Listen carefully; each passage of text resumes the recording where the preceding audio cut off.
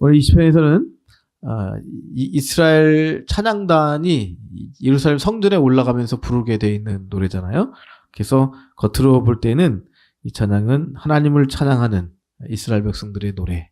그래서 그 내용도 형제가 연합하여 동거한다 이런 표현이 나오는데, 이것이 하나님의 백성인 유대인들이 함께하는, 함께 사랑하는 그런 것으로 우리가 많이 이해하는데요. 사실 이 노래는 교회의 전통에 보면 예수 그리스도의 은혜, 또 예수 그리스도를 통한 교회의 연합, 이런 것과 많이 관련져서 설교하고 있는 그런 본문이기도 합니다. 1절 말씀 우리 같이 한번 읽겠습니다. 시작. 보라, 형제가 연합하여 동거함이 어찌 선하고 아름다운고. 그렇죠? 이 세상에 무엇이 가장 아름다울까 하는 거죠. 뭐가 가장 아름다울까? 그것은 하나님의 자녀가 서로 사랑하며 함께 살아가는 것. 그것이 형제가 연합하여 동거하는 것. 그것이 가장 선하고 가장 아름답다. 그렇게 말하고 있죠. 여기서 선하다 하는 것은 하나님 보시기에 너무 아름답다 하는 뜻이고요. 또 아름다운 거 하는 것은 사람들 보기에도 너무 좋다. 이렇게 우리가 이해할 수가 있습니다. 여러분, 이 세상에 살면서 우리가 개인적으로 성공하는 것도 참 좋은 일이고요. 그리고 우리가 이 세상을 살면서 자기의 꿈을 이루는 것도 참 좋은 일이고 아름다운 일일 것입니다. 그런데 하나님이 정해놓으신 가장 아름다운 것은 뭐냐면 하나님의 자녀들이 서로 사랑하면서 함께 살아가는 것이에요. 이것이 가장 선하고 아름답다. 다윗은 그렇게 말하고 있습니다. 쉬운 일 같지만 결코 쉬운 일이 아닙니다. 우리 육신의 형제 자매도 사실 한 부모 밑에서 태어났지만 각자가 가정을 이루고 가면서 정말 사랑으로 연합하고 함께 살아간다. 이거 참 쉬운 일이 아닙니다. 우리나라도 명절이 많이 있지만 그저 명절 때 한두 번 모이고 같이 음식을 나누고 사실 그것만으로도 사실은 참 아름다운 것이죠. 아름다운 것이죠. 그것도 잘 안 되는 가정들이 얼마나 많이 있습니까? 그래서 혈육도 함께 모여서 식사하지 못하는 그런 가정들도 상당히 많이 있습니다. 그런데 오늘 성경은 하나님은 다윗의 시편을 통해서 그저 1년에 몇 번씩 모여서 식사하고 그것으로 만족하는 그런 관계가 아니고요. 서로 사랑하면서 연합하는데 동거하는 것, 함께 살아가는 것이. 그걸 적용하자면 우리가 한 부모님 밑에 여러 자녀가 각자 독립된 생활을 하고 있겠지만 그러나 모든 면에서 함께 살아가는 것.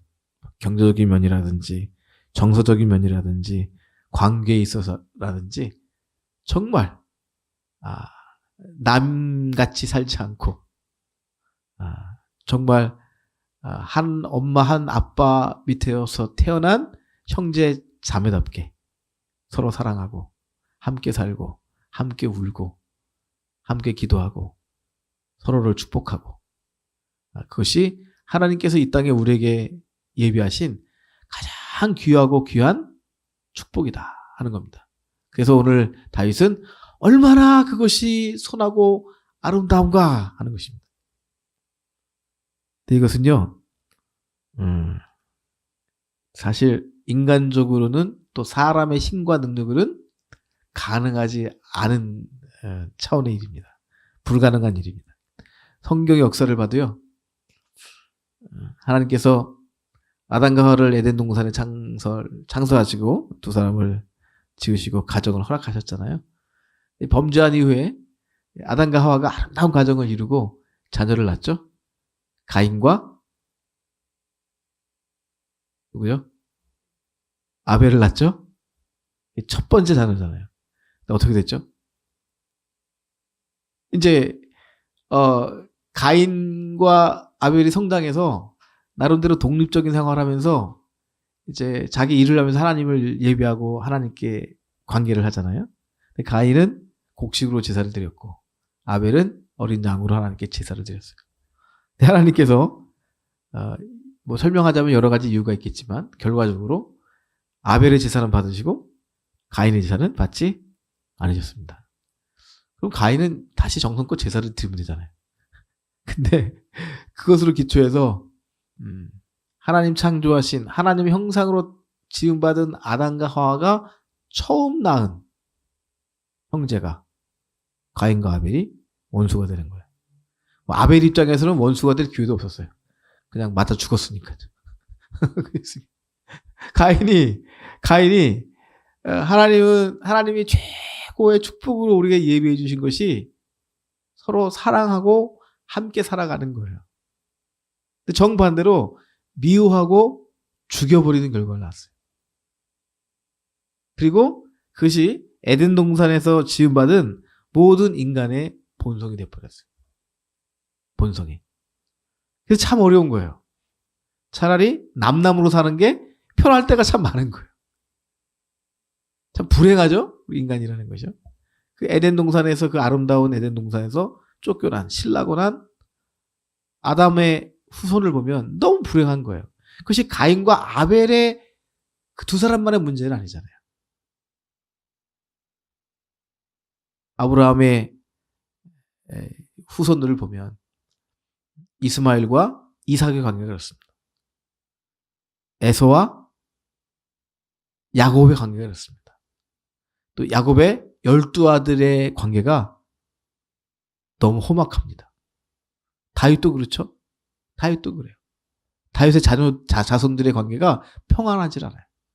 그래서 성경의 역사를 보면 심지어는 하나님의 백성인데 하나님이 선택한 아브라함의 후손들임에도 불구하고 성경의 역사는 오늘 시편 133편 1절의 복과는 정반대 길로 걸어가는 것을 볼 수가 있습니다. 이게 개인적으로만 가정적으로만 그런 것이 아니라 민족적으로 그렇죠. 이스라엘 백성이요. 2분 또 3분 나눠지잖아요. 북왕국 이스라엘과 남왕국 유다. 그리고 북왕국 이스라엘이 멸망당하면서 또 새로운 족속이 출현하죠. 사마리아 족속. 사마리아 족속은 사람 취급을 받지 못한 족속이 되었고요. 그리고 북쪽 갈릴리, 남쪽 유다.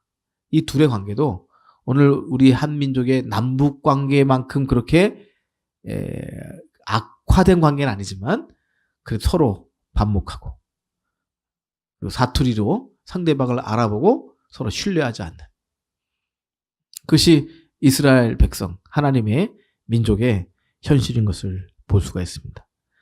그것이 또 이스라엘 민족의 현실일 뿐만 아니라 오늘 우리 민족의 현실이기도 하다 그렇게 생각할 수가 있습니다.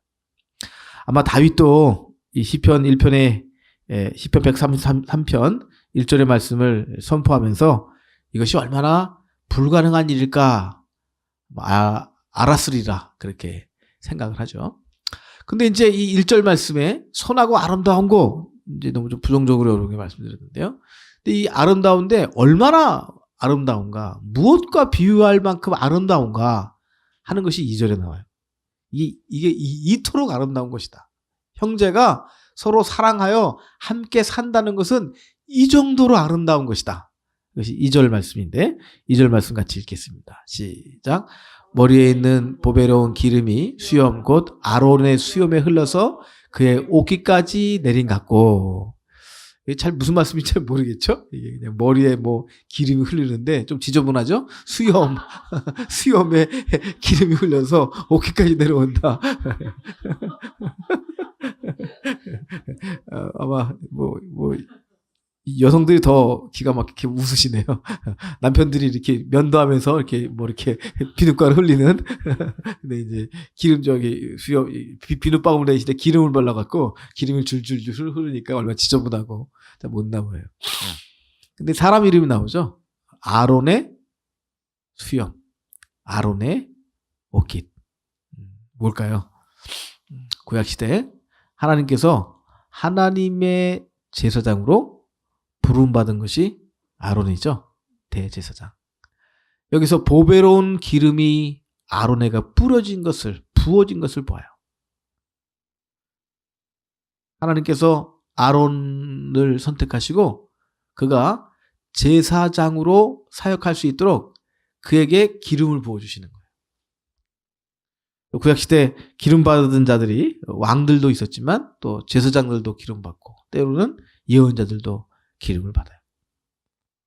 그래서 이 형제가 사랑하고 연합해서 함께 살아가는 것이 얼마나 아름다웠냐면 하나님께서 아론을 세우시고 그를 하나님의 성전에 또 하나님의 나라에 제사장으로 세우시고 그에게 기름을 부으셔서 하나님께서 아론을 제사장으로 선택하시고 그에게 기름 부으신 그 기름이 하나님의 그 정말 성별의 기름이죠. 성별의 기름.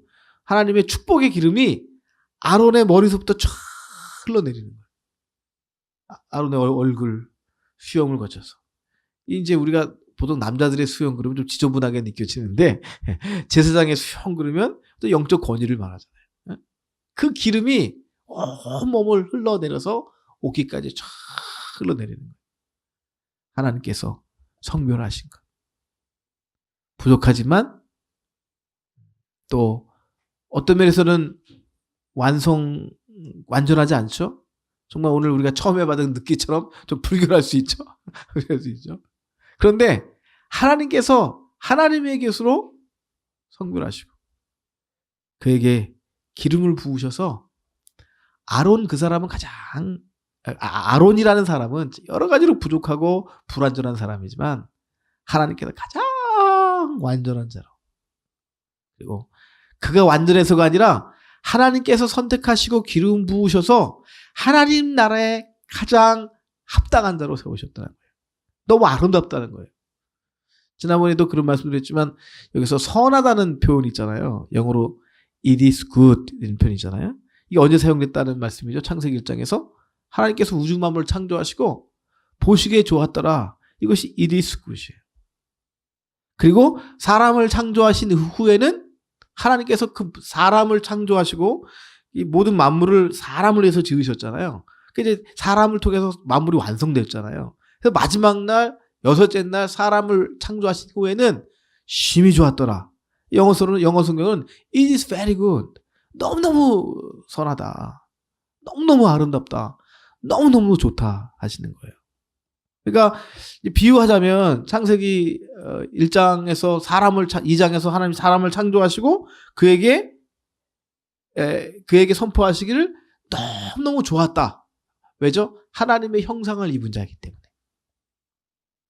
근데 오늘 2절 말씀에서는 하나님께서 아론을 세우시고 마치 창세기 2장에서 하나님께서 아담을 창조하신 것과 같은 그런 이제 장면이 연출되는 거예요. 이 아론은 너무 부족한 사람이에요. 하나님께서 성별하시고 거룩하시고 제사장의 옷을 입히시고 그에게 제사장에 합당한 기름을 쫙 부어주신 너무나 아름다운 거예요. 하나님께서. 아론이 아름다워서가 아니라 하나님께서 하나님께 드리는 제사를 감당하는 제사장으로 세우셨기 때문에 그가 아주 아름답게 심히 아름답게 되어진 거예요. 무엇 때문에요? 하나님의 기름 부으심 때문에. 할렐루야. 저와 여러분을 위해서도 하나님께서 기름 부어주신 줄을 믿습니다. 여러분 한 명 한 명이 하나님께서 우리 성령을 부어주시잖아요. 우리에게 성령을 부으시잖아요. 예수를 영접하면 예수님의 십자가의 보혈로 우리 죄를 사하시잖아요. 그리고 우리를 아론처럼 하나님 나라의 대제사장으로 세우시는 거예요. 그 증거가 뭐냐면 우리에게 성령을 부어주신 거예요. 여러분 오늘 2절 말씀이 나를 위한 말씀이구나. 내가 그렇게 아름답구나. 아까 지저분했죠? 이제 반절입니다. 정말 아름답구나. 나는 부족하고 불완전하고 흠이 많아서 하나님께 부족하고 하나님께 드려질 수 없는데 하나님께서 나를 예수 그리스도의 보혈로 죄를 씻어주시고 나를 자기의 자녀로 삼아주시고 하나님의 자녀 삼은 증거로 내게 성령을 부어주셔서 성령의 기름을 부으셔서 사람들 보기에 내 모습이 추하게 보일지라도 하나님은 it is very good. 너무너무 좋다. 너무너무 아름답다. 그 하나님의 음성이 저와 여러분과 함께 하는 줄을 믿습니다. 정말 그래요. 우리가 그리스도 예수 안에 있으면 새로운 피조물이라. 이전 것은 지나갔으니 보라 새 것이 되었도다. 이렇게 말씀하셨잖아요. 근데 오늘 이제 2절 말씀을 이제 역사적으로 쭉 이 해석을 보니까요. 놀랍게도 이 2절 말씀을 개인적으로 우리 종교개혁 이후에 우리 개신교인들은 만인 사제설 때문에 제가 지금 설명드린 것처럼 2절을 개인적으로 많이 이해할 수 있잖아요. 근데 그런 개인적으로 이해하는 것보다도 이 2절 말씀을 2절에 나오는 아론을 예수 그리스도로 이해하는 해석이 참 많이 있더라고요. 그게 맞아요. 그게 맞아요. 그래서 1절과 2절이 연결이 되는 거예요. 연결이 되는 거예요. 그러니까 2절 말씀 우리가 예수님으로 이렇게 대입하면 아론을 선택해서 그에게 기름 부으셨잖아요. 기름 부음을 받다 하는 것이 히브리어는 이제 메시아 이렇게 표현되고요. 신약 성서에는 똑같은 뜻인데 그리스도 이렇게 표현되는 거죠. 그래서 그리스도란 말은 혹은 메시아라는 말은 기름 부으심을 받은 자라는 뜻이에요. 그러니까 오늘 물론 명시적으로는 아론이라고 되어 있지만 아론은 이제 첫 번째 대제사장이잖아요. 그것을 예수님께 이렇게 연결해 보면 아론은 이스라엘 민족의 대제사장입니다. 예수님은요. 온 인류를 구원하시는 대제사장이에요. 그래서 오늘 133편 2절 말씀 여기 아론이라고 등장하는데 이 아론은 모든 민족을 모든 백성을 구원하시기 위해서 이 땅에 오신 대제사장. 하나님께서 기름 부으셔서 온 인류를 구원하시는 그리스도로 세우신 그 예수님. 그 예수님의 모습이다. 우리가 이렇게 이해하면서 2절 말씀 이해해 볼 필요가 있어요. 하나님께서 예수님을 세우셨습니다. 예수님은 뭐 기름 부음을 받을 예수님 자체가 성령 충만하시기 때문에 기름 부으심을 받을 필요가 사실 없으시는 분이에요. 그런데요, 예수님이 세례를 받으시죠? 요단강에서 세리요한에게 세례를 받으세요. 물속에 들어가세요. 물속에 들어갔다는 것은 본인이 죄인임을 인정하는 거예요. 예수님은 죄인은 아니세요. 그런데 모든 죄인들의 죄를 대신 지시는 분이기 때문에 본인이 죄가 없는데도 죄인의 모습으로 물속으로 들어가시는 거예요. 그리고 물에서 일어나셨을 때 하늘문이 열렸습니다. 하늘의 성령이 비둘기 같은 형체로 예수님께 임했어요. 그리고 하늘의 음성이 들리기를, 물론 시편에 이미 나온 말씀이지만 너는 내 사랑하는 아들이다. 내가 기뻐하는 자다. It is very good. 너무너무 좋다. 너무너무 선하다. 너무너무 아름답다. 하나님 아버지 마음이 계셔요. 내 아들 예수를 통해서, 내 아들, 내 독생자를 통해서 내가 받을 영광과 그 사랑과 그 희생을 통한 하나님 나라의 완성과 천국의 완성과 It is very good. 너무너무 좋다. 내 사랑하는 아들이다. 내 기뻐하는 자다. 그렇게 외치시는 거예요. 하나님이 너무 기쁘신 건요, 조금 표현이 신학적으로 맞지 않을 수도 있지만 이제 바울도 두 번째 아담을 얘기하잖아요. 첫 번째 아담은 실패했어요. 그런데 그 첫 번째 아담이 실패한 것을 두 번째 아담으로 오신 예수 그리스도가 완성하시는 거예요. 그래서 그를 성령의 비둘기 같은 형체로 예수님에게 부으시고 성령의 기름 부으심을 받으시고 예수님께서 하나님께 영광을 돌리는 그런 삶을 사신 줄을 믿습니다. 할렐루야. 여러분, 이제 드디어 이 2절에 나타나는 아론이라고 하는 그 이름으로 비유되는 영원하신 대제사장 예수 그리스도를 통해서 1절의 말씀이 성취되는 줄 믿습니다. 할렐루야. 사실 1절 말씀은요, 불가능한 말씀이에요. 인류의 역사는 형제의 난입니다. 난투극이에요. 서로 권력을 잡기 위해서. 그렇죠? 그것이 태초에 사탄이 아담과 하와에게 심어줬던 그 악의 씨예요. 그리고 그것은 인간으로서는 너무나 자연스러운 거고 너무나 당연한 거예요.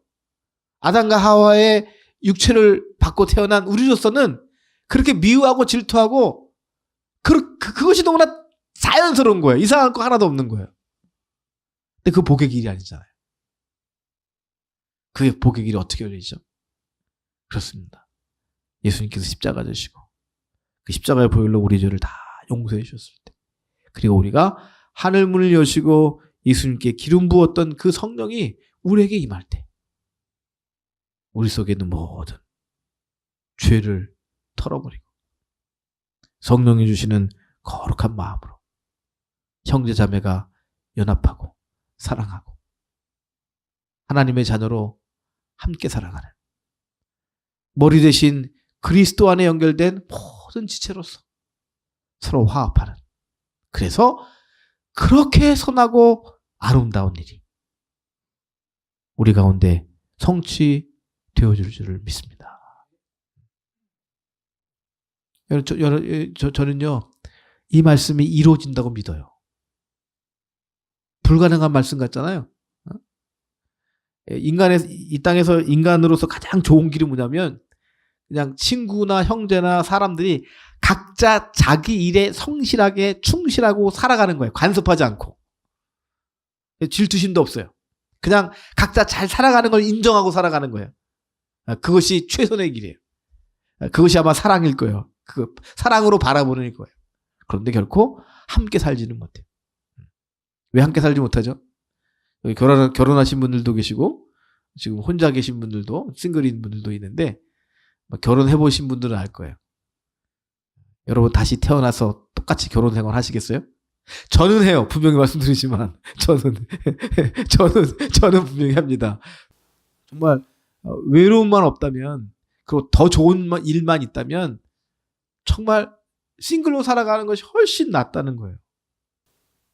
이것이 하나님 보시기에 아름답지 않습니다. 독초하는 것이 하나님 보시기에 아름답지 않았습니다. 왜죠? 하나님의 정말 소명 때문에 바울처럼 독신으로 사는 것은 의미가 있어요. 그러나 그 외에는 정상적인 일반적인 삶의 패턴 가운데는 결혼해서 가정을 이루는 것이 하나님의 뜻인 거예요. 근데 그게 너무 힘든 거예요. 형제가 가족이 연합해서 동거하고 사랑하고 함께 정말 사랑한다는 것은 죄된 인간으로선 불가능한 일이에요. 그냥 너 잘 살고 나 잘 살자 이거예요. 부부들도 자녀가 다 성장해서 결혼시키면 그때부터는 너는 너 일이고 나는 나 일이고, 밥을 주든 말든 각자의 일을 가는 겁니다. 그런 부부가 얼마나 많아요. 그래서 1절은 성취될 수 없는 거예요. 너를 주님의 이름으로 축복합니다. 선포합니다. 예수 믿고 성령 받은 여러분, 1절의 말씀이 이 땅에서 여러분의 삶 가운데서 저와 여러분의 가정에서 완전하게 성취될 수 있기를 주의 이름으로 축복합니다. 그것이 천국인 거예요. 천국이 다른 거 아닙니다. 물론 부족해서 서로 이해하지 못하는 부분, 서로 미워하는 부분, 서로 아픔을 주는 것이 어쩔 수 없이 있긴 있어요. 그러나 다시 그리스도의 십자가의 은혜로 용서되어지고 다시 성령의 위로하심으로 화목하게 되고 이해하게 되고, 그것이 복음의 능력인 줄 믿습니다. 여러분, 이 행복은 천국에만 가야 있어. 이 땅에는 결코 일어날 수 있는 일이 아니야. 포기하면요, 예수님 굉장히 서운해하세요. 하나님도 너무너무 서운하세요. 하나님 뜻은 그것이 아니에요. 하나님의 뜻은요, 그 완전한 사랑이, 하나님이 우리를 완전히 사랑하셨듯이 성령 안에서 하나님께서 그리스도를 통해서 우리에게 보였던 그 완전한 사랑이, it is very good, 너무너무 좋은, 너무너무 선하고 아름다운 그 사랑이요, 예수 믿고 성령 받은 저와 여러분을 통해서 우리 가정에서 실제로 일어나는 것, 이것이 하나님의 뜻인 줄을 믿습니다. 네, 저는 여러분을 정말 믿음으로 지금 축복하는 거예요. 이게 무슨 뜻이냐면, 정말 그렇게 될 줄을 믿습니다. 그렇게 될지어다 막 좀 이렇게 선포하고 싶어요. 나사렛 예수 그리스도의 이름으로 우리 마음속에 있는 모든 부정적인 것이, 기대하지 못하는 것들이, 의심들이 다 물러가고 내가 우리 아빠를 사랑할 수 있다. 우리 엄마가 나를 사랑할 수 있다. 우리 부모님들이 사랑할 수 있다. 우리가 서로 사랑할 수 있다.